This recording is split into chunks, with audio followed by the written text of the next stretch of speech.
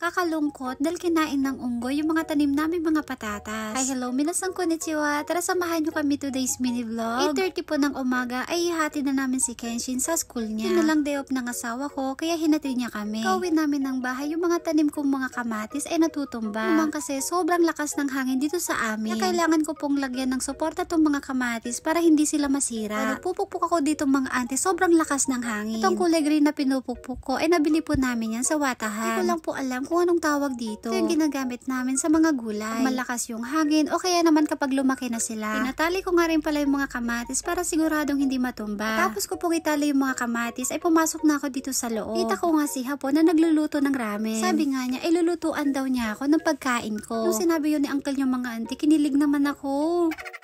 Pagkatapos magluto ni Hapon ng ramen, ay binigay niya na sa akin. Arigato!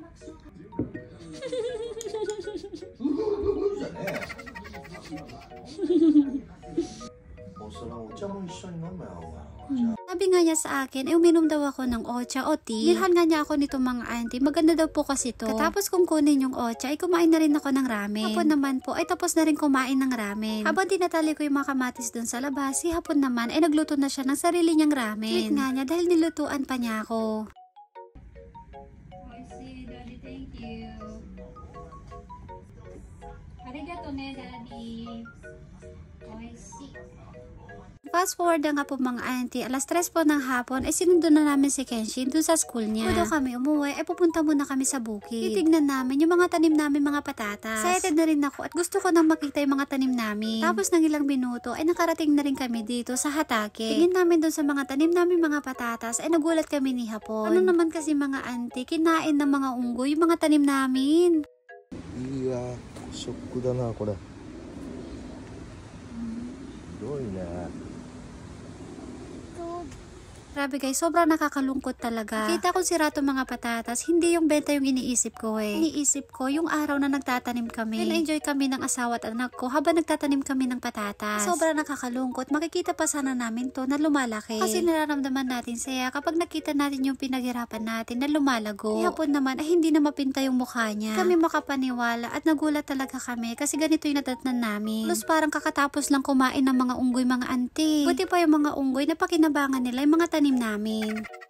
Dito po sa bukid ng mga binan ko, may mga hayop daw po talaga dito. Kaya bihira lang po sila magtanim dito ng mga gulay. Kahit palay, hindi rin sila nagtatanim. Kaya nakakahinayang po talaga. Last year po, sobrang dami naming tanim na patatas pero hindi naman kinain ng unggoy. Kung kailan konti yung tanim namin, doon naman kinain ng unggoy mga ante.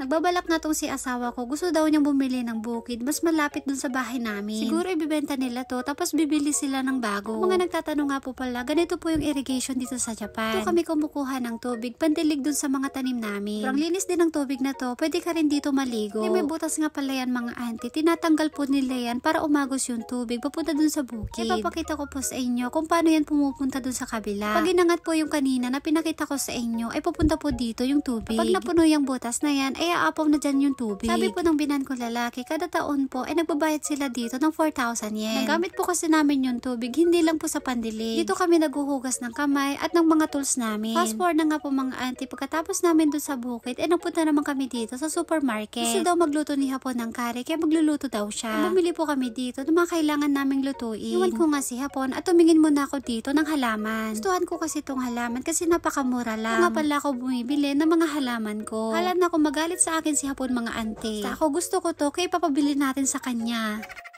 Habang tumatanda ako mga auntie, nag-iiba na po yung hilig ko. Gusto ko na yung pagtatanim at pag-aalaga ng halaman. Tapos magbayad ni Hapon dun sa counter, ay uuwi na rin po kami. Fast forward na nga po mga auntie, pagka uwi po namin dito sa bahay, ay nag-asikaso na rin po kami kagad. Sabi nga ng asawa ko, ay magbalat daw ako ng patatas at carrots. Babalat na sana ako ng carrots, kaso sabi niya, unahin ko muna tong sibuyas. Dapat na malalaking sibuyas nga tong hihiwain ko mga auntie.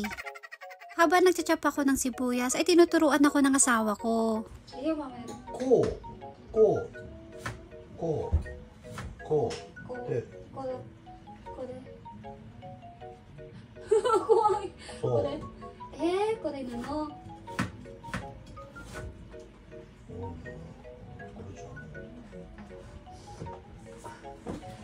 Kore, Daddy? そう、親指、これもっと後ろやろよ。なんで、そう。チン。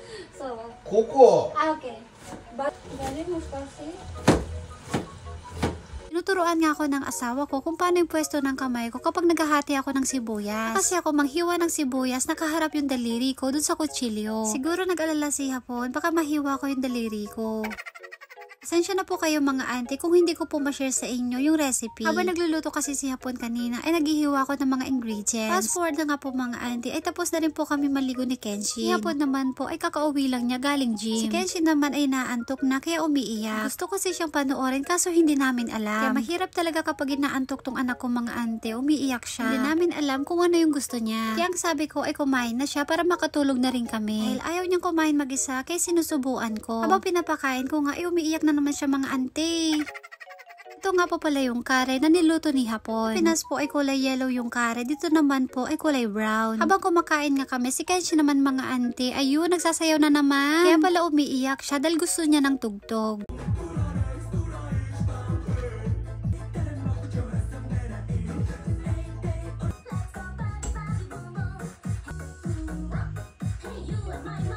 Iba talaga tong trip ng anak ko. Kanina umiiyak, ngayon naman ay sumasayaw. Hindi pa nga niya inayos yung pajama niya. Yan lang po at dito na po natatapos ng aking mini vlog. Maraming salamat po. Thank you for watching. Sayonara and... Sana bye-bye!